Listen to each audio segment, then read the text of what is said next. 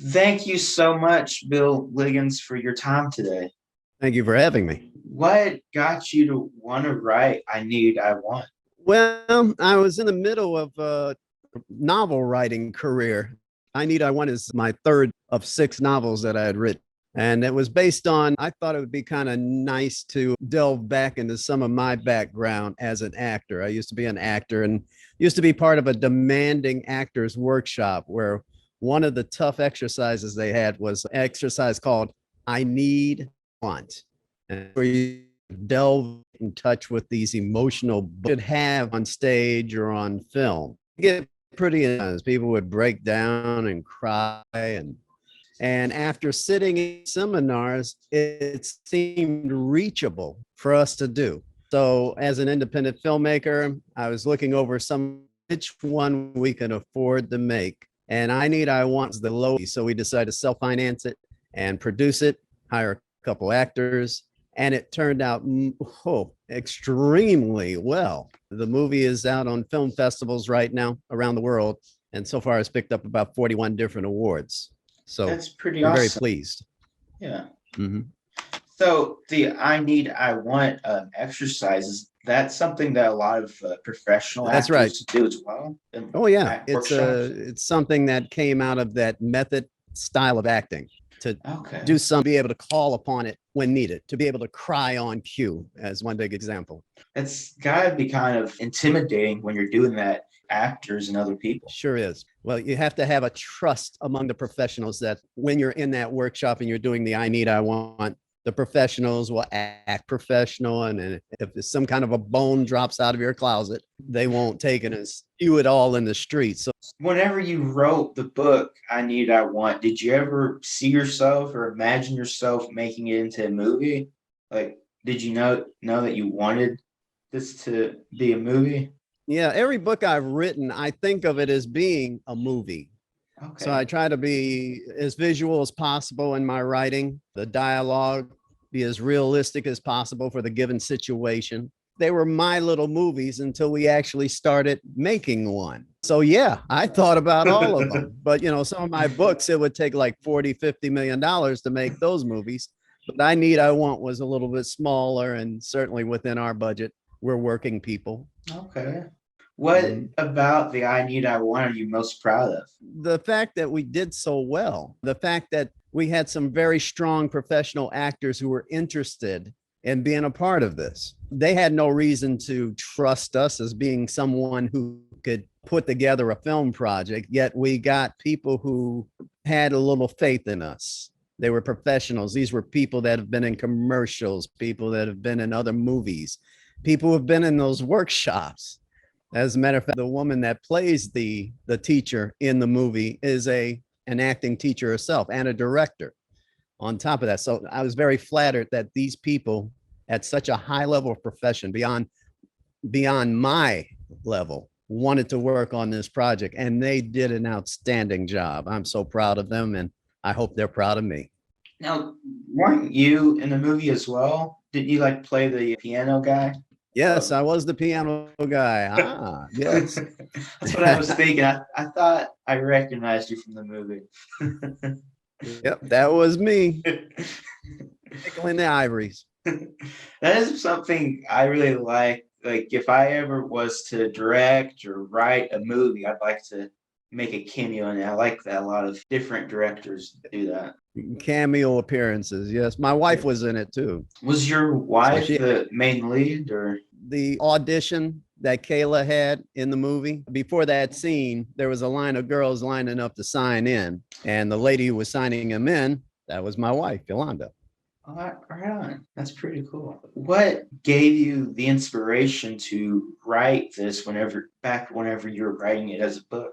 I had always toyed with being a writer, even back when I was in college, wasn't quite sure how to go about it. I took a pause from that because I got into a career of broadcasting. I was a sportscaster up in the New York City area. Enjoyed that, a lot of work, everything like that, but I was getting a little burnt out on that. When I moved to Florida, there's something about the Florida atmosphere down here, the palm trees, the trade winds, the beaches, the people on the beaches. There was some inspiration there for me to get a little bit more creative. So I went back into my writing and I started writing things here and there and found out, hey, I can actually put together some scenes. For the I Need, I Want book, that was an internal monologue that the book started off with, just like the movie started off with an internal monologue, only in the scene of it being in the workshop. And I just kept going with it. And it was all kind of improvisation until I realized I have a story here.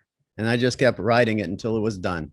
It was about 435 pages. The part about making a movie is taking a 435 page story and turning it into 120 pages. So that was the biggest challenge there. And then came the editing after we done. The production was the breeze, thanks to my actors and my cameraman, Alan J. Johnson, and the rest of the crew. My wife was the editor and she was learning a little bit about being an editor. And I don't know anything about the computer programs as far as editing is concerned, but my wife was learning it. And I came from the broadcast background, so I knew a lot about editing, but I didn't know about the machines, the new programs that are out there. So we struggled together for about 4 months trying to put the movie together. 20 days of shooting, 4 months of editing, and maybe about 6 months of writing before the movie in pre-production. Gotta be challenging. Like whenever you were taking the 400 something pages from the book and put it into a 120 page script, did you ever feel worried or doubtful that you were trimming the wrong parts or you weren't sure what to cut out and what to leave? Yeah, absolutely. I was a little bit worried. There's a lot that I had to cut out from the book. I was able to also concoct new situations, more up-to-date situations. For example, COVID came in during this period of time. We had to shoot around that. We had to have a pause in our shooting. We were starting the first day and then COVID hit. We had to stop for a year. During that period of time, I rewrote the script to include COVID. I didn't want to avoid it. So it was part of the atmosphere there. So there were things that were cut out from the book, but new things added because of the current situation in the world today. One thing that you hated the most that you had to cut out, if the movie could have been longer, you would have liked to have added? Well, there was a beautiful vacation scene in the book, a road trip from Tampa to Denver, Colorado, and then onward into a little town in the mountains called Silver Spring, I believe it was called, where Matt and Kayla got to know Albert and Jenny even more. Albert took them up to his family's house, which was up in the mountains around an old silver mine. And I wish I could have included that, but of course, budgetary situations, time considerations, couldn't include that. I missed that one. I thought in the book, that was one of my favorite scenes. Did you write the songs in the movie? No, I did not. The songs came from the individual artists in the past. One of them was featured. Her name is Anna Moore out of Atlanta, Georgia. She was the voice of Kayla when she was singing, and very underrated singer, I might add. People should listen to her a little bit more. She's got some strong music. Writing a screenplay is very challenging. What gave you the motivation to not give up? Just commitment. There wasn't any particular thing that motivated me to not give up. I learned the craft, the format, and then sat down and wrote the story as I saw it. And I'm working on other scripts right now. I'm still working on that $50 million movie, by the way, too. Blockbuster. Try to keep it out of Marvel's hands. So that's exciting. That $50 million film. Where's that looking at? You think it'd be ready like the next 5-6 years or sooner? Well, I know the script will be done in probably in the next 6 months. As for the movie, well, we can't finance that one. We'll just put it out there and see who might be interested in spending that kind of money. And if they're impressed enough with what I did with our self-financed film, the awards that it won, the fact that it got into so many film festivals, and it's about ready to be distributed as well. I hope they would want me to direct it. We'll see, though. If I laid the ground. just for fun, that a $50 million film, if you could have like the budget, you could have anybody in it. Is there any like specific actors or celebrities you like fantasize about having on the set with you, or anybody you'd like to work with? Good question. what's his name?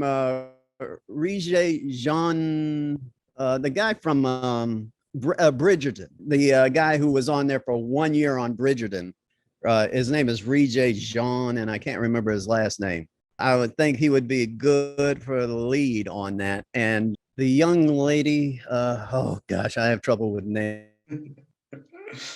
There was a woman that was on the film. What was the name of that medieval type movie? Oh, Game of Thrones. Game of Thrones. Amelia Who got her Clark. head cut off at the Head cut off. she got her head cut off at in the last episode, as I remember. I got the face. I don't have the name. All I right. written down some. So those two. The girl got her head cut off in Game of Thrones. BJ John from Bridgerton. Well, hopefully your head won't be cut off in the movie. I think she'll get shot though. All right. I wonder which one's better, getting shot or getting your head cut off. Oh, her name is Nathalie Emanuel. That's her name. It just hit me.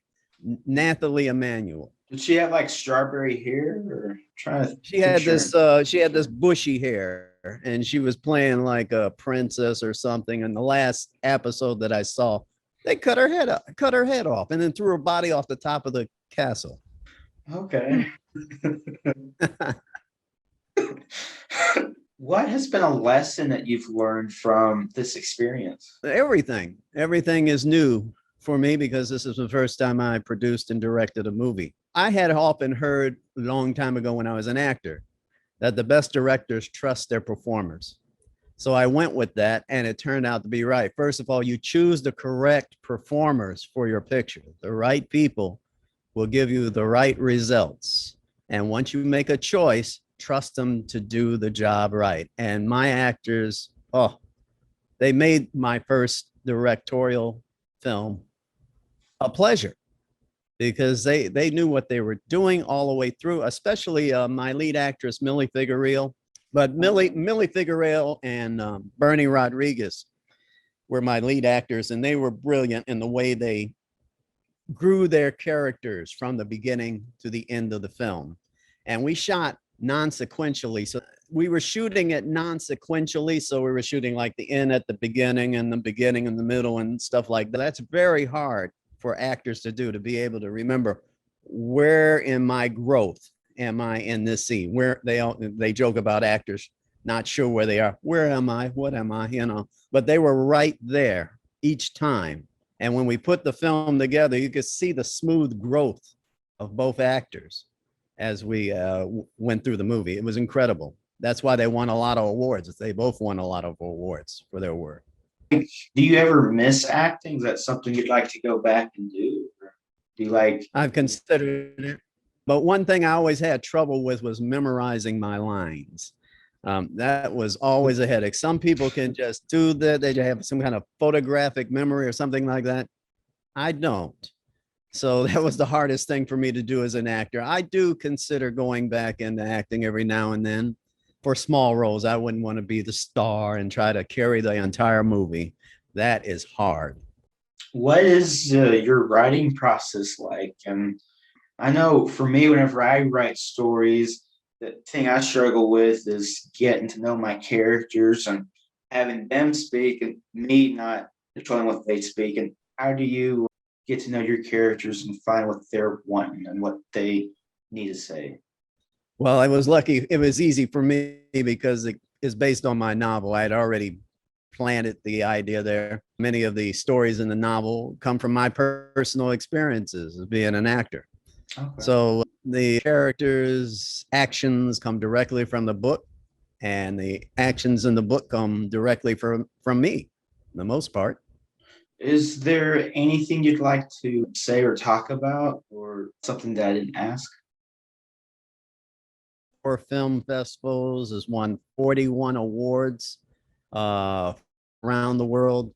I've won personally 7 awards. My wife has won 3 editing awards off the movie, and a Lifetime Achievement Award from a Women in Film and Television organization here in Florida. Millie, my lead actress, winner of 6 Best Actress awards so far. Bernie, 4 awards for Best Actor. Karen Mason, who played the acting coach, she's won a couple awards. James Lincoln, a couple of Best Supporting Actress awards. Stephanie Deschard, she won a Lifetime Achievement Award off our movie too, in the same women's organization. 41 awards, and we're getting ready to start talking about distribution. We're looking at about 3 or 4 organizations that are interested in distributing our film worldwide. So That's pretty sometime in the awesome. next 3 months or so, you might see our movie on places like Amazon Prime or Netflix, Tubi, Hulu, blah blah blah, and blah blah blah. There's That's so many pretty out there cool. now. That's exciting. Yeah, it is. We're looking forward to that because as producers, this is the biggest. You asked me earlier, what's the biggest thing I learned in this? I learned that as a producer, you don't make your money up front. You only make it on the backside. So we're ready to make money on the backside. The producer Yeah. is the last person to make money. Okay. Mm-hmm. Never really thought about that before, but that Me neither. kind of Me neither. that they're the You spend the money. You're the first to spend the money, but the last one to make it back. yeah. Well, I enjoyed having you on, and I enjoyed the I need, I want, and thought you did a really good job, especially if it was your first movie that you've directed. Well, thank you. Thank you No very problem. much. Well, thank you so much for your time. Gonna end the You're welcome. recording. Let's see here.